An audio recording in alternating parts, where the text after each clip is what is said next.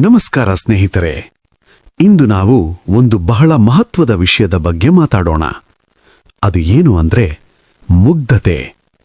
Video ಶುರು ಮಾಡೋದಕ್ಕಿಂತ ಮೊದಲು ನನ್ನದೊಂದು ವಿನಂತಿ. ವಿಡಿಯೋಗೆ ಲೈಕ್ ಮಾಡಿ, ಚಾನಲ್ಗೆ ಸಬ್ಸ್ಕ್ರೈಬ್ ಮಾಡಿ, ಸಪೋರ್ಟ್ ಮಾಡಿ. ಬನ್ನಿ ವಿಡಿಯೋ ಕಡೆ ಹೋಗೋಣ. ಮುಗ್ಧತೆ ಅಂದ್ರೆ ಏನು? ಮುಗ್ಧತೆ ಅಂದ್ರೆ ಸರಳತೆ, ನಂಬಿಕೆ, ಒಳ್ಳೆಯ ಮನಸ್ಸು. ಆದರೆ ಸ್ನೇಹಿತರೆ, ಒಂದು ಪ್ರಶ್ನೆ ಕೇಳ್ತೀನಿ. ಈ ಜಗತ್ತಿನಲ್ಲಿ ಒಳ್ಳೆಯ ಮನಸ್ಸು ಮಾತ್ರ ಸಾಕಾ? ಎಲ್ಲರನ್ನೂ ನಂಬೋದು ಸರಿಯಾ? ಎಲ್ಲರ ಮಾತನ್ನೂ ಸತ್ಯ ಅಂತ ತೆಗೆದುಕೊಳ್ಳೋದು ಒಳ್ಳೆಯದಾ? ಇವತ್ತಿನ ವಿಷಯ ಮುಗ್ಧತೆಯಿಂದ ಆಗುವ ನಷ್ಟಗಳು.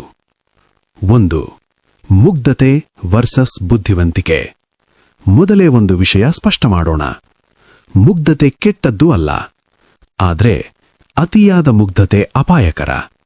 ಒಬ್ಬ ವ್ಯಕ್ತಿ ಎಲ್ಲರನ್ನೂ ಸುಲಭವಾಗಿ ನಂಬುತ್ತಾನೆ. ಯಾರಾದ್ರೂ ಸಿಹಿ ಮಾತಾಡಿದ್ರೆ ಹೃದಯದಿಂದ ನಂಬಿಬಿಡ್ತಾನೆ. ಯಾರಾದ್ರೂ ಸಹಾಯ ಕೇಳಿದ್ರೆ ತನ್ನ ನಷ್ಟವಾದ್ರೂ ಸಹಾಯ ಮಾಡ್ತಾನೆ. ಆದ್ರೆ ಜಗತ್ತು ಎಲ್ಲರೂ ಒಂದೇ ಥರ ಇಲ್ಲ. ಮುಗ್ಧತೆ ಇರಬೇಕು, ಆದ್ರೆ ಜಾಗರೂಕತೆಯೂ ಇರಬೇಕು. ಮುಗ್ಧತೆಯಿಂದ ಆಗುವ ಪ್ರಮುಖ ನಷ್ಟಗಳು. 1. ಮೋಸಕ್ಕೆ ಒಳಗಾಗುವುದು. ಮುಗ್ಧ ಮನಸ್ಸಿನವರು ಸುಲಭವಾಗಿ ಮೋಸ ಹೋಗ್ತಾರೆ. ಯಾಕೆ ಗೊತ್ತಾ?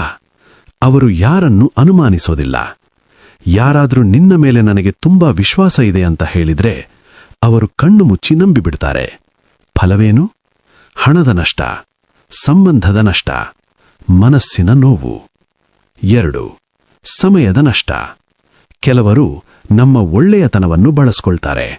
ನಾವು ಸರಿ ಬಿಡು ಅಂತ ಹೇಳ್ತಾ ಹೋಗ್ತೀವಿ. ಅವರು ಅದನ್ನೇ ನಮ್ಮ ಬಲಹೀನತೆ ಅಂತ ತೆಗೆದುಕೊಳ್ತಾರೆ. ಮುಗ್ಧತೆ ಕೆಲವೊಮ್ಮೆ ನಮ್ಮ ಟೈಮ್ ಮ್ಯಾನೇಜ್ಮೆಂಟ್ ನಾಶ ಮಾಡುತ್ತದೆ. ನಾವು ನಮ್ಮ ಕನಸುಗಳನ್ನು ಮರೆತು ಇತರರ ಕೆಲಸ ಮಾಡ್ತಾ ಕಾಲ ಕಳೆಯುತ್ತೇವೆ. ಆತ್ಮಗೌರವದ ನಷ್ಟ. ಎಲ್ಲರ ಮಾತನ್ನೂ ಕೇಳಿ, ಎಲ್ಲರಿಗೋಸ್ಕರ ಬದುಕಿ, ಸ್ವಂತ ನಿರ್ಧಾರ ತೆಗೆದುಕೊಳ್ಳದೇ ಇದ್ರೆ ಒಂದು ಹಂತದಲ್ಲಿ ನಾವು ನಮ್ಮನ್ನೇ ಕಳೆದುಕೊಳ್ತೀವಿ. ಮುಗ್ಧತೆ ಹೆಚ್ಚು ಇದ್ರೆ ಜನರು ನಮ್ಮನ್ನು ಗಂಭೀರವಾಗಿ ತೆಗೆದುಕೊಳ್ಳೋದಿಲ್ಲ. 3. ಒಳ್ಳೆಯ ಹೃದಯ ವರ್ಸಸ್ ದುರ್ಬಲ ಹೃದಯ. ಸ್ನೇಹಿತರೆ, ಒಳ್ಳೆಯ ಹೃದಯ ಇರೋದು ದೊಡ್ಡ ಗುಣ, ಆದ್ರೆ ದುರ್ಬಲ ಹೃದಯ ಇರೋದು ಅಪಾಯ. ಒಳ್ಳೆಯ ಹೃದಯ ಅಂದ್ರೆ ಸಹಾಯ ಮಾಡೋದು, ಸತ್ಯವಾಗಿರುವುದು, ಸರಳತೆ. ದುರ್ಬಲ ಹೃದಯ ಅಂದ್ರೆ ಇಲ್ಲ ಅಂತ ಹೇಳೋಕಾಗದೇ ಇರುವುದು, ಎಲ್ಲರನ್ನೂ ನಂಬುವುದು, ಸ್ವಂತ ಅಭಿಪ್ರಾಯ ಇಲ್ಲದೇ ಇರುವುದು. 4. ಒಂದು ಸಣ್ಣ ಕಥೆ. ಒಬ್ಬ ಹುಡುಗ ಇದ್ದ. ಅವನಿಗೆ ಎಲ್ಲರೂ ನೀನು ತುಂಬಾ ಒಳ್ಳೆಯವ ಅಂತ ಹೇಳ್ತಿದ್ರು. ಅವನು ಎಲ್ಲರ ಕೆಲಸ ಮಾಡ್ತಿದ್ದ. ಯಾರಾದ್ರೂ ಹಣ ಕೇಳಿದ್ರೆ ಕೊಡ್ತಿದ್ದ. ಯಾರು ಏನೇ ಹೇಳಿದ್ರೂ ನಂಬ್ತಿದ್ದ. ಒಂದು ದಿನ ಅವನು ಸಂಕಷ್ಟದಲ್ಲಿ ಸಿಕ್ಕಿದ.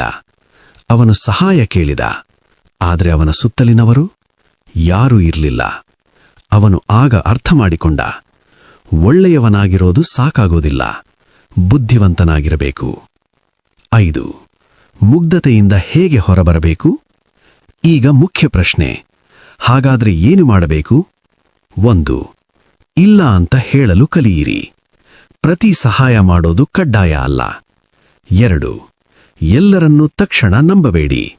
ವಿಶ್ವಾಸ ಸಮಯ ತೆಗೆದುಕೊಳ್ಳಬೇಕು. 3. ನಿಮ್ಮ ಮೌಲ್ಯ ತಿಳಿದುಕೊಳ್ಳಿ. ನೀವು ಯಾರಿಗಾದರೂ ಸಿಗುವ ಅವಕಾಶ ಅಲ್ಲ, ನೀವು ಒಂದು ಮೌಲ್ಯ. 4. ಭಾವನೆಗೆಲ್ಲ, ಬುದ್ಧಿಗೆ ಆದ್ಯತೆ ಕೊಡಿ. ಎಮೋಷನ್ ಮೇಲೆ ತೆಗೆದುಕೊಳ್ಳುವ ನಿರ್ಧಾರಗಳು ಹೆಚ್ಚು ಬಾರಿ ತಪ್ಪಾಗುತ್ತವೆ. 5. ಮುಗ್ಧತೆ ಸಂಪೂರ್ಣ ಕೆಟ್ಟದ್ದಾ? ಇಲ್ಲ. ಮುಗ್ಧತೆ ನಿಮ್ಮ ಆತ್ಮದ ಸೌಂದರ್ಯ. ಆದರೆ ಅದಕ್ಕೆ ಜ್ಞಾನ ಸೇರಬೇಕು.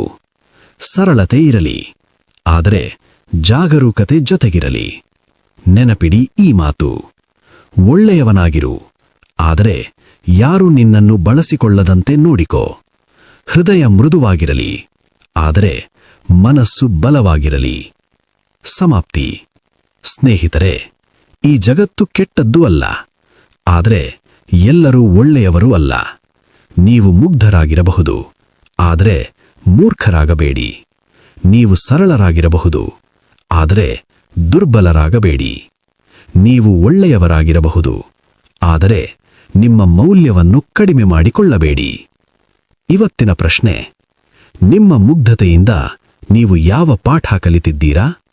ಕಾಮೆಂಟ್ನಲ್ಲಿ ಹಂಚಿಕೊಳ್ಳಿ. ಈ ವಿಡಿಯೋ ನಿಮಗೆ ಉಪಯೋಗವಾದರೆ ಲೈಕ್ ಮಾಡಿ, ಶೇರ್ ಮಾಡಿ ಮತ್ತು ಸಬ್ಸ್ಕ್ರೈಬ್ ಮಾಡಿ.